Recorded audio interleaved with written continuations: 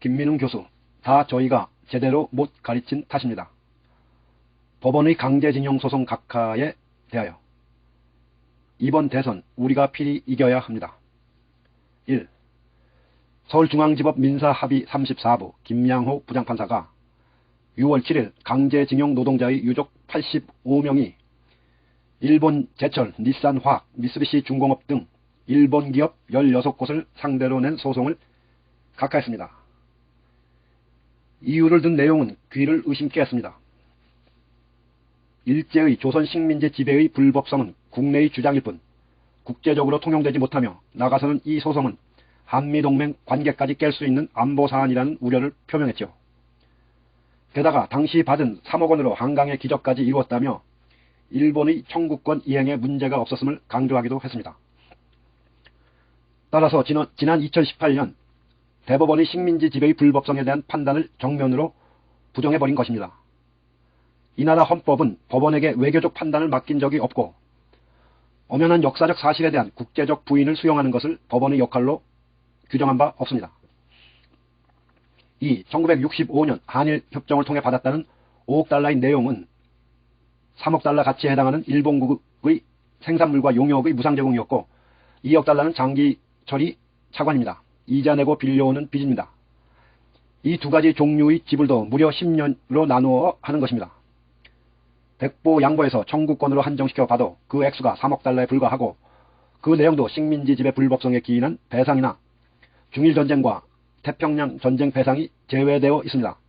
따라서 일본은 식민지 지배의 불법성에서 비롯된 일체의 배상 책임이 끝나지 않은 것입니다. 3. 국제법적 논란에 대해서도 정리가 필요합니다. 1952년 발효된 샌프란시스코 조약은 2차 대전 강화 조약으로 승전국과 일본의 관계 정상화를 위한 외교적 조치였습니다. 그러나 본질적으로는 미국의 아시아 냉전체제의 질서 확장이라는 의미를 갖게 됩니다. 따라서 일본이 부담을 최소화하는 전략이 이 조약에 관통되는 바람에 우리는 조약 논의 과정에서 배제당했고 우리의 요구는 이 조약에 반영되지 못했습니다. 4. 여기서 역설이 발생합니다. 조약 논의 과정에서 배제되었기 때문에 이 조약에 우리가 구속되지 않게 된 것입니다.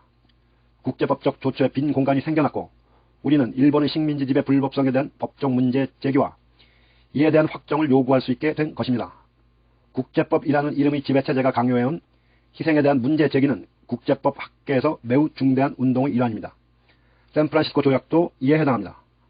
2018년 대법원의 판결은 이러한 냉전형 국제법의 질서에 중대한 도전과 새로운 판례를 만들어낸 매우 중요한 국제법적 기여입니다. 이걸 부정하는 일체의 판결은 모두 역사의 부정이자 우리의 자주적 위상을 기초로 한 헌법 정신의 파괴입니다. 5. 법관의 역사 지식과 역사관, 그리고 법의 역할에 대한 이해가 매우 우려스럽습니다. 제대로 역사를 배우고 고민하는 성장 과정이 있었다면 이런 판결은 아예 발상 자체가 안 되었을 겁니다. 모두 교육을 맡아온 저와 같은 이들이 책임입니다. 사실 지금이라도 늦지 않았습니다. 사법부의 역사 교육이 시급합니다. 이런 판결에 대한 질타와 일깨움이 절실합니다.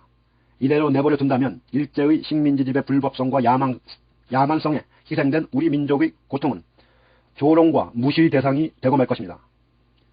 6. 일제 하에서도 민족사의 새로운 지평을 이루어내기 위해 애쓴 우리 선조들에게 머리를 둘 수가 없습니다.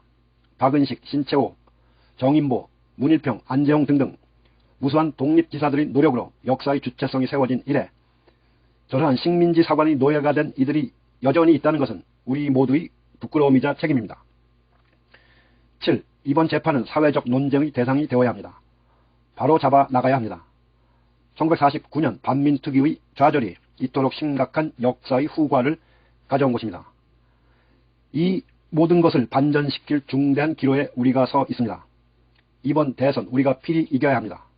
반드시 이길 것입니다. 김민웅 교수.